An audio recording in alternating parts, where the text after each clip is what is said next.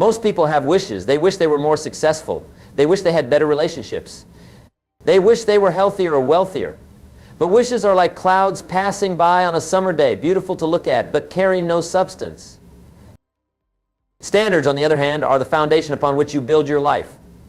Standards are non-negotiable. When you raise your standards, you immediately change your life. Let me share something with you that transformed my understanding of success. Years ago, I met a gentleman who grew up in the most challenging circumstances you could imagine. Poverty, neglect, limited education, all the excuses the world would readily accept for a life of mediocrity. But this man was living an extraordinary life, financially, personally, in his relationships and his contribution to others. I asked him, how did you overcome such incredible odds? His answer was simple yet profound. He said, one day I decided I was not willing to live that way anymore. I raised my standards. That's it. He didn't suddenly acquire new resources. He didn't win the lottery. He simply decided that he would no longer accept less than his potential from himself. He raised his standards and his life rose to meet them. Now, why does this work? Because human beings will do more to avoid pain than to gain pleasure. When you raise your standards, what was once acceptable becomes unacceptable. The pain of not living up to your new standard drives behavior far more powerfully than the pleasure of achieving a goal. Let's think about this for a moment. If losing weight is a goal, you might or might not achieve it. But if being healthy is a standard, a non-negotiable part of who you are, then you'll find yourself making very different decisions about what you eat, how you move, and how you live. If financial independence is a goal, you might save when it's convenient. But if providing abundantly for yourself and your family is a standard, you'll find ways to increase your value in the marketplace, manage your resources, and build wealth regardless of economic conditions. The remarkable thing about standards is that they operate at the level of identity. Goals are something you pursue. Standards are something you embody. Goals are something you check off a list. Standards are who you are. Now, let me clarify something important. Raising your standards doesn't mean becoming perfectionistic or unrealistic.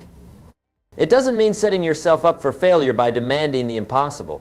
It means elevating what you're willing to accept from yourself in the key areas of your life. Think about the areas of your life where you've already set high standards. Perhaps it's how you parent your children, how you perform at work, or how you maintain your home. In these areas, you don't need external motivation. You don't need someone pushing you. You simply do what needs to be done because anything less would violate your sense of who you are. What if you applied that same level of commitment to every important area of your life? What if mediocrity became unacceptable? What if getting by was no longer an option? I believe that the moment you raise your standards is the moment your life begins to change. But and this is crucial, raising standards alone isn't enough. You must also change your beliefs. Your beliefs about what's possible for you, about what you deserve, about your capacity to grow and contribute. These form the operating system of your life. If your standards say, I demand excellence from myself, but your beliefs say, I'm not capable of excellence, guess which one wins? Your beliefs every time. So the process of transformation requires both raise your standards and change the beliefs that limit you. Let me give you a personal example. When I was just starting out in business, I set a standard for myself that I would become financially independent. But I had a limiting belief that people from my background didn't become wealthy. They worked hard, they were honest, but wealth was for other people, people with different backgrounds, different education, different connections. As long as that belief remained, my standard of financial independence was just a wish dressed up in fancy language. It wasn't until I challenged and changed that belief, until I found examples of people with similar backgrounds who had achieved what I wanted, until I educated myself about the principles of wealth creation that apply to everyone, that my standard had the foundation it needed. And here's what's fascinating. Once I aligned my standards and beliefs, the resources I needed began to appear. The mentors, the opportunities, the ideas, they were there all along, but I couldn't see them through the fog of my limiting beliefs. Many of you are sitting here today with extraordinary potential, with dreams and aspirations that would transform not only your life, but the lives of countless others. But you've settled for less. You've accepted a standard of mediocrity in one or more areas of your life, and that acceptance has become your ceiling.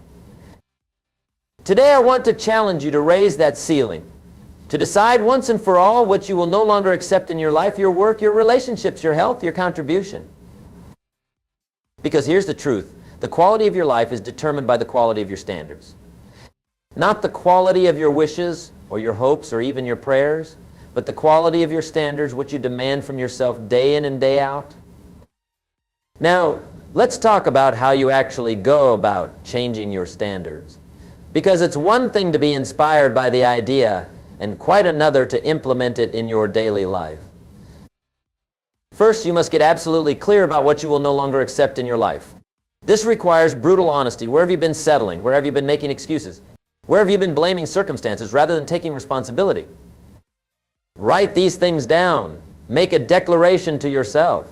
I will no longer accept underscore, underscore, underscore, underscore, underscore in my life. Fill in that blank with the specific standards you're raising. I will no longer accept being overweight and lethargic. I will no longer accept financial struggle and uncertainty. I will no longer accept superficial relationships that drain rather than fulfill. I will no longer accept work that doesn't utilize my highest gifts and talents. Be specific, be clear, and most importantly, be honest with yourself. Second, define your new standards with the same level of clarity and specificity. What exactly will you now demand of yourself? What are the new minimum requirements for your life? Again, write these down. I now require myself to underscore, underscore, underscore, underscore, underscore. I now require myself to make health-supporting choices daily. I now require myself to save and invest 20% of my income. I now require myself to communicate openly and authentically in all my relationships. I now require myself to do work that challenges me to grow and contribute at my highest level. The key here is to be specific enough that you'll know when you're meeting your standard and when you're not. Vague standards produce vague results.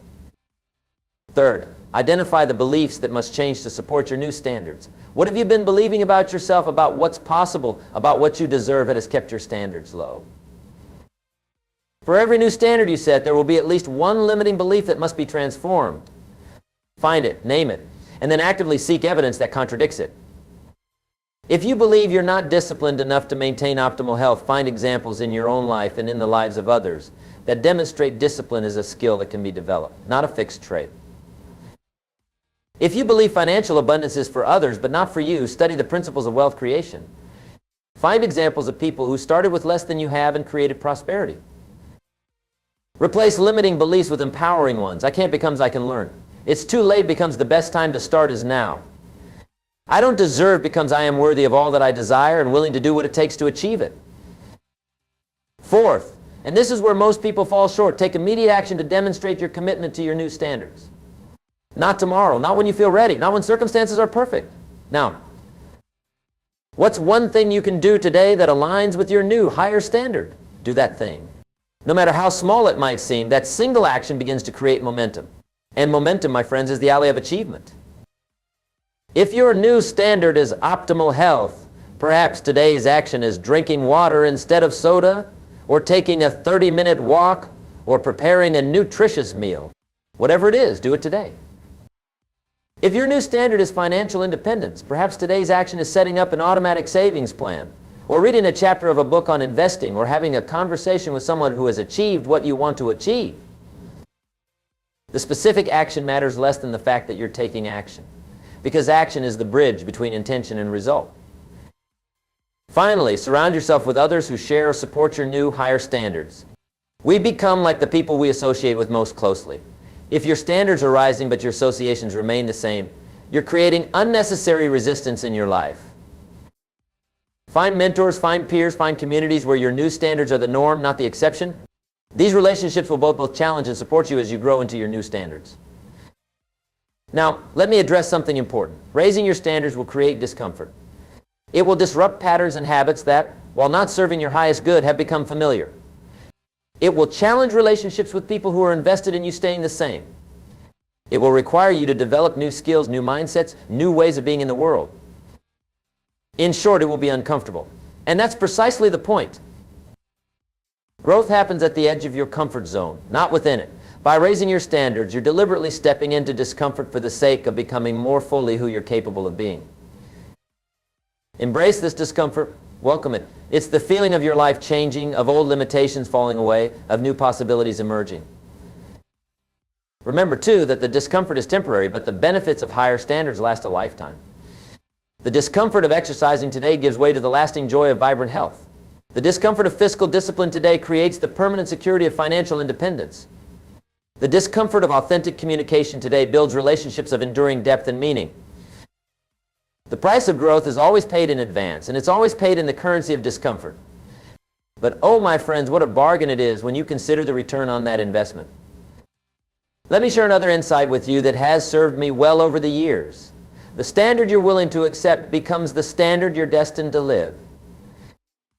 Think about that.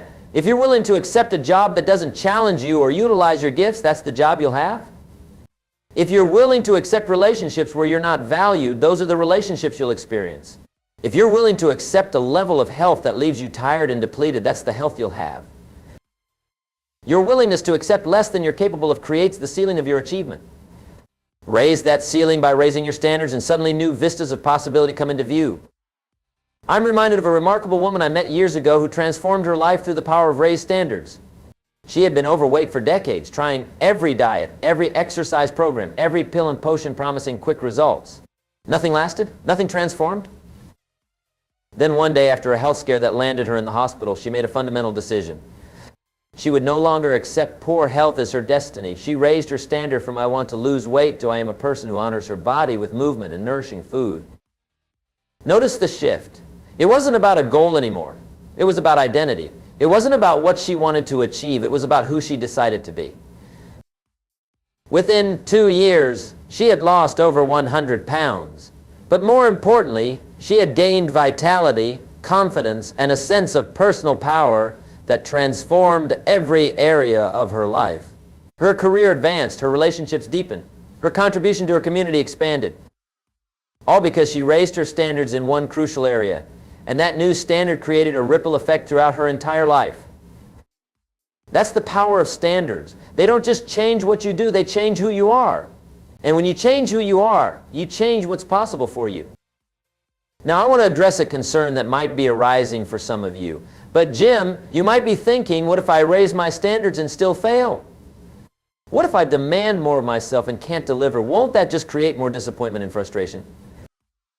It's a fair question. And here's my answer. The failure is not in falling short of your standards. The failure is in lowering them to match your current performance. Let me say that again. The failure is not in falling short of your standards. The failure is in lowering them to match your current performance. When you raise a standard and initially fall short, which is almost inevitable, you have two choices. You can lower the standard back to your comfort zone, or you can raise your performance to meet the new standard. The first choice leads to stagnation disguised as contentment. The second leads to growth, achievement, and the deep satisfaction that comes from becoming more than you were. So yes, there will be gaps between your new standards and your initial performance. Those gaps are not failures, they're feedback. They show you exactly where you need to focus your attention, develop new skills, adopt new habits, or seek additional support.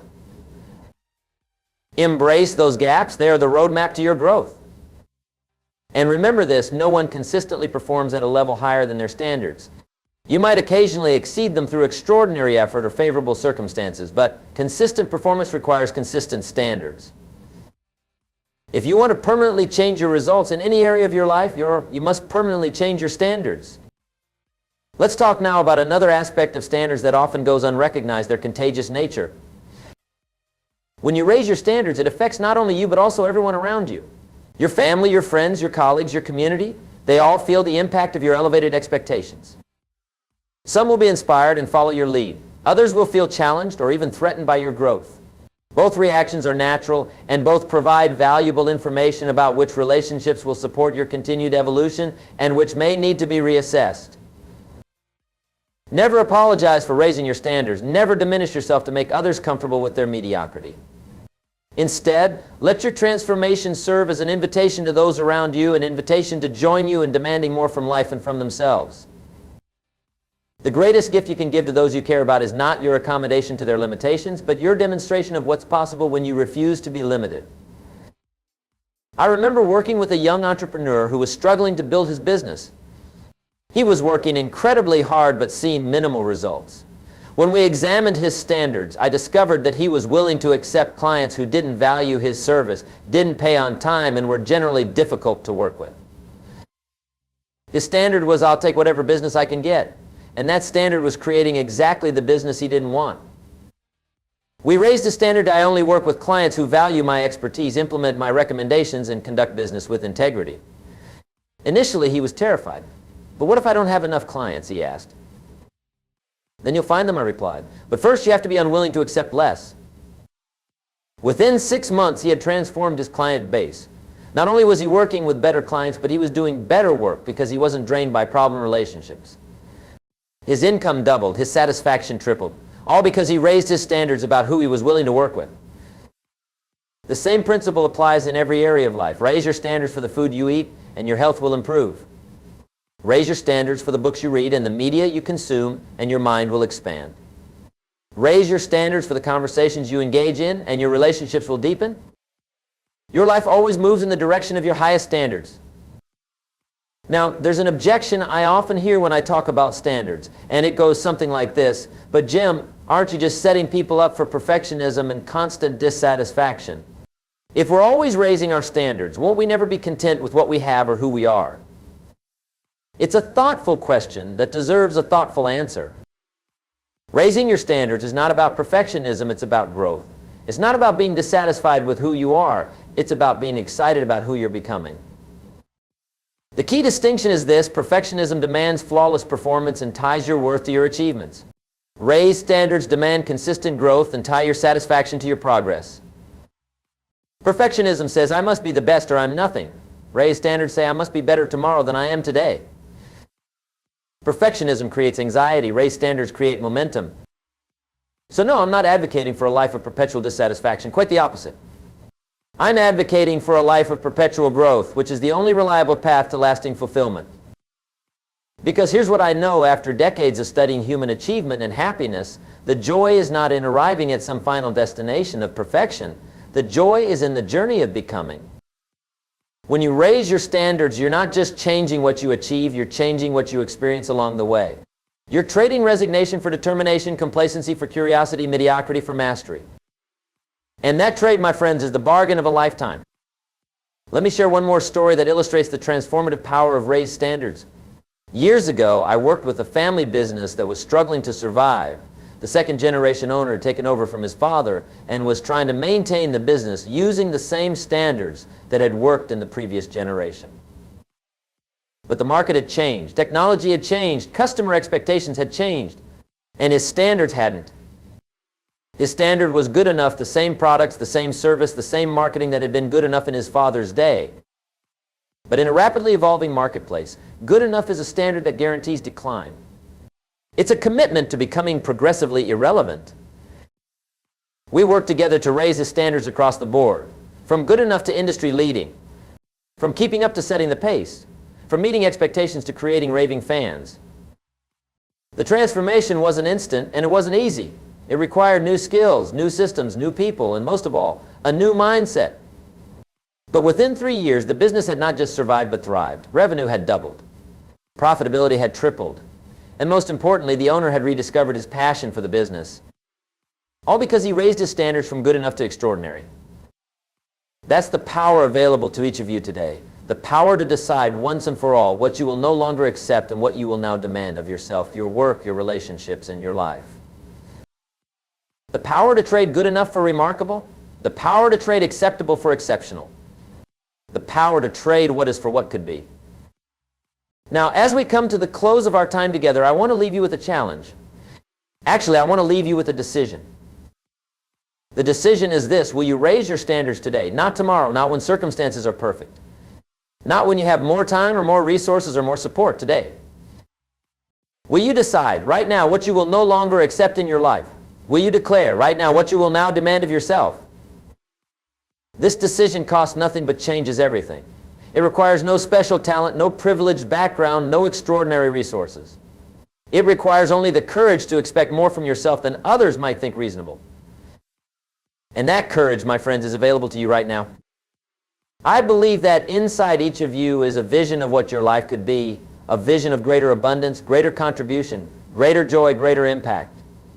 That vision isn't a fantasy, it's a glimpse of your potential. It's what becomes possible when you raise your standards to match your capabilities.